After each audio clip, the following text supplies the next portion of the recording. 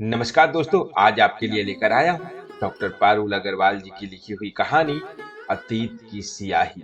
तो आइए कहानी शुरू करते हैं। त्रिवेणी अपने समय की बहुत बड़ी नृत्यांगना, जिसकी चमक उम्र के इस पड़ाव पर आकर भी कम न हुई थी। कई सारी नई उम्र की लड़कियां भी अब देश के परंपरागत नृत्य में अपनी जगह बना रही थी, पर किसी में भी अब तक त्रिवेणी जैसे हाव भाव और लचीलापन नजर नहीं आता था।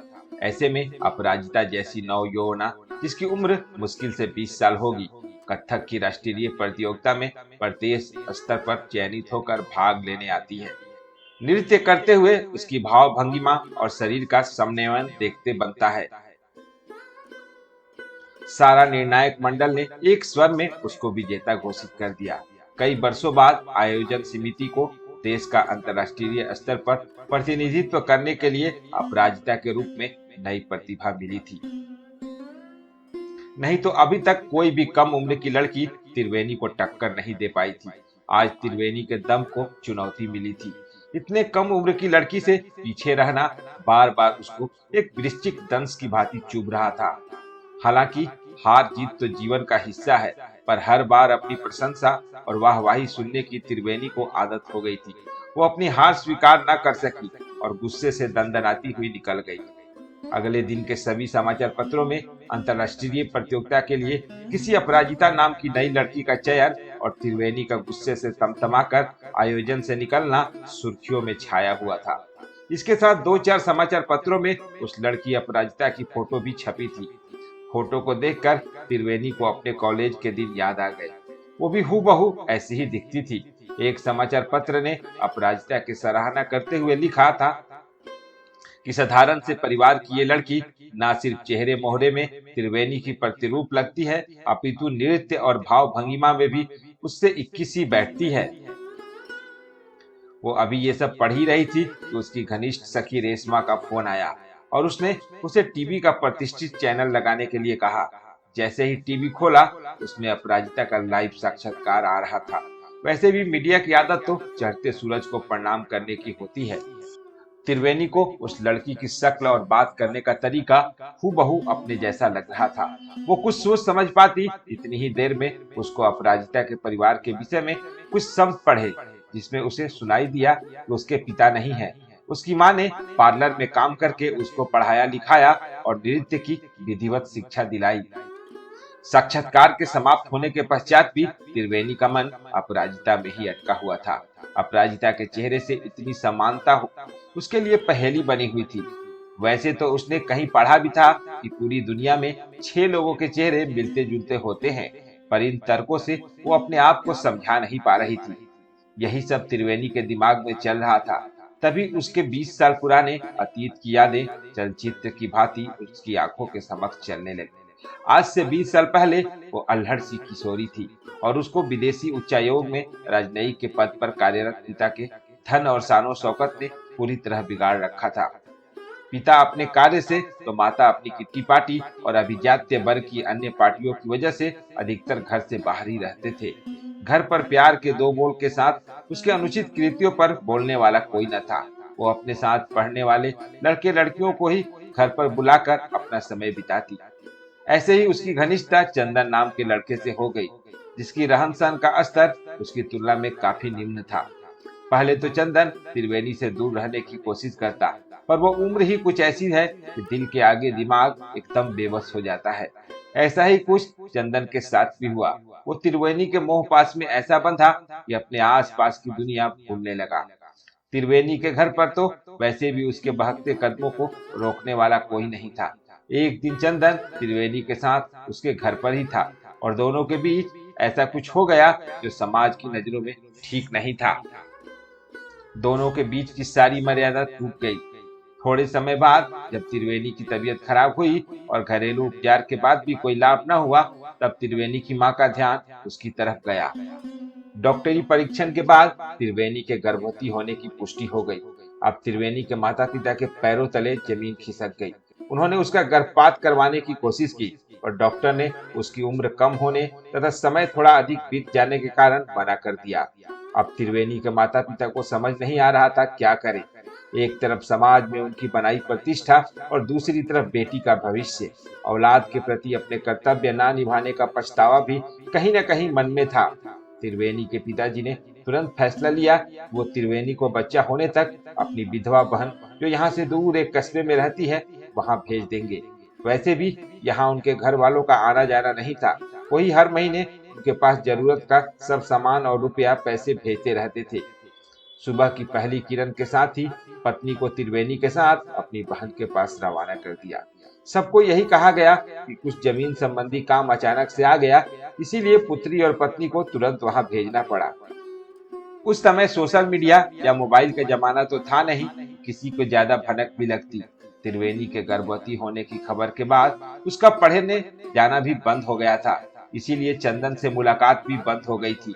कई बार चंदन ने त्रिवेणी से मिलने की कोशिश भी की तो उसको घर के बाहर बैठे गार्ड ने अंदर ही नहीं जाने दिया। इस तरह चंदन से त्रिवेणी के प्रेम अध्याय की समाप्ति यही हो गई। ये प्रेम संबंध वैसे भी त्रिवेणी के लिए सिर्फ मौज मस्ती के लिए था, जिसको उसने सिर्फ अपना अकेलापन दूर करने के लिए किया था।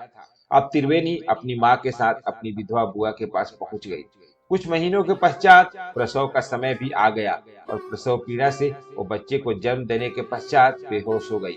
जब वो होश में आई तो उसको बोला गया कि बच्चा मरा हुआ पैदा हुआ था।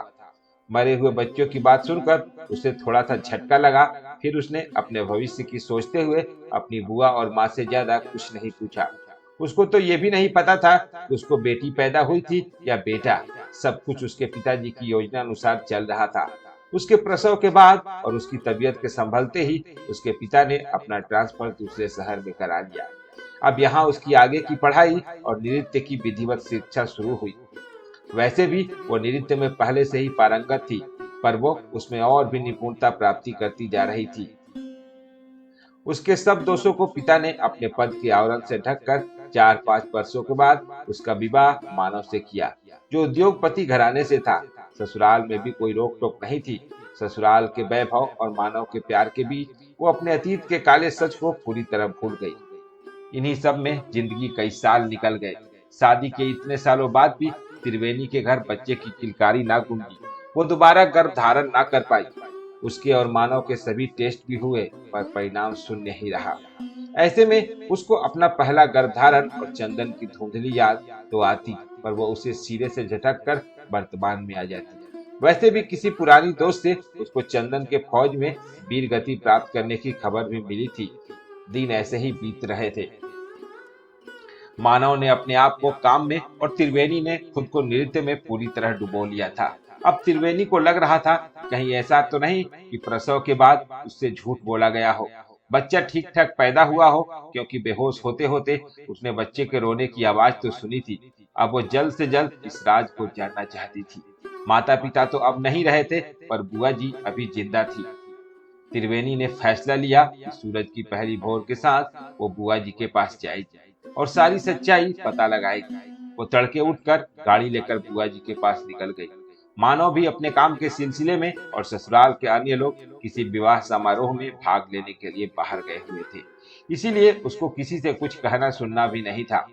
वो बुआ जी के पास पहुंची और उसने उनसे अपने प्रसव की सारी बातें सच सच बताने के लिए कहा। पहले तो बुआ जी आनाकानी करने लगी, पर जब उसने उनको पाप पुण्य का वास्ता दिया तो उन्होंने बताया कि उसने एक सुंदर सी बच्ची को जन्म दिया था, जिसके पैदा होते ही किसी अनाथ आश्रम के बाहर छुड़वा दिया गया था। उसके बाद उस बच्ची का क्या हुआ किसी को नहीं पता। अब त्रिवेणी के सामने एक ही रास्ता था, वो किसी तरह अपराजिता के घर तक पहुंचे और उसकी तथाकथित माँ से सारी सच्चाई पता लगाए। अब त्रिवेणी को अपने काले अतीत पर पछतावा हो रहा था, जिसमें उसने क्षणिक सुख की मौज मस्ती के लिए आगे के अंजाम की परवाह नहीं की थी। वो आज अपने घर एक बच्चे की किलकारी से भी वंचित थी। शायद ये उसके अतीत के गुनाह का दंड था। एक अंतर्द्वंद तो उसके मन में भी अभी चल रहा था कि अगर अपराजिता उसकी ही बेटी हुई तो वो कैसे उसे अपनाएगी, कैसे वो मानव और अपने ससुराल वालों को इस विषय में बताएगी। ये सब सोच ही रही थी तो उसके अंदर की माँ ने इन सब बातों से इतर उसे अपराजिता के घर जाने को विवश कर दिया। जब वो किसी तरह उसके घर पहुंची तो देखा अपराजिता की माँ बिस्तर पर बीमारी की अवस्था में लेटी हुई थी और अपराजिता उनकी सेवा में लगी हुई थी। त्रिवेणी को देखकर वो दोनों आश्चर्यचकित हो गए। अपराजिता और त्रिवेणी के चेहरे में इतनी समानता थी कि बिस्तर पर बड़ी अपराजिता की पालन करता माँ दिव्या बिना कुछ कहे ही सब समझने बूझने में लगी थी। बिना किसी भूमिका के दिव्या ने कहा कि मैं अपराजिता की जन्मदात्री माँ नहीं हूँ, पालनहारनी माँ हूँ। ये बात अपराजिता भी जानती है। इसको मैंने अपनी जान से भी ज्यादा संभाल कर रखा है। ये एक दिन की भी नहीं थी जब अनाथ आश्रम के बाहर सबसे पहले मैंने इसे देखा था। एक दिन वहां आग लगी, सारे लोग तितर बितर हो गए।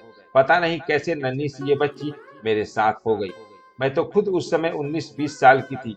लोगों से बचते बचाते किसी तरह इसको साथ लिए मुंबई आ गई और बार डांसर बन गई।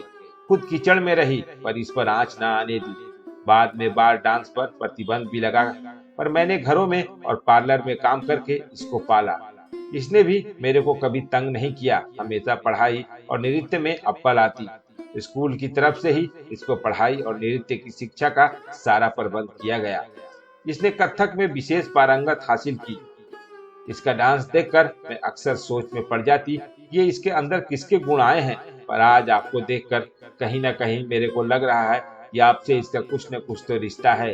ये सब सुनने के बाद त्रिवेणी ने रोते हुए कहा कि मैं ही इसकी अभागी माँ हूँ, जिसने इसको जन्म तो दे दिया पर आगे इसकी कोई खोज खबर ना ले पाई। मैं अपनी ही दुनिया में मस्त हो गई थी। शायद इसी का दंड है जो आज मेरे को कोई माँ कहने वाला नहीं है। आज मैं इसके मुंह से माँ सुनना चाहती हूँ। मैं इसे परिवार के सामने सीधे तो नहीं अपना सकती, पर गोद लेकर अपना बनाना चाहती हूँ। इन सब के बाद इसकी जिंदगी में सब सुविधा होंगी, तुम्हारा इलाज भी अच्छे से हो जाएगा। ये सब बातें सुनकर अपराजिता ने त्रिवेणी के साथ जाने से मना कर दिया। उसने कहा कि आपने देवकी और यशोदा की कहानी तो सुनी ही होगी। जन्म देने से ज्यादा पालने वाले का महत्व होता है। वैसे भी जिस समय मुझे माँ की गोद की सबसे ज्यादा जरूरत थी तब आप अपनी दुनिया में मस्त थी।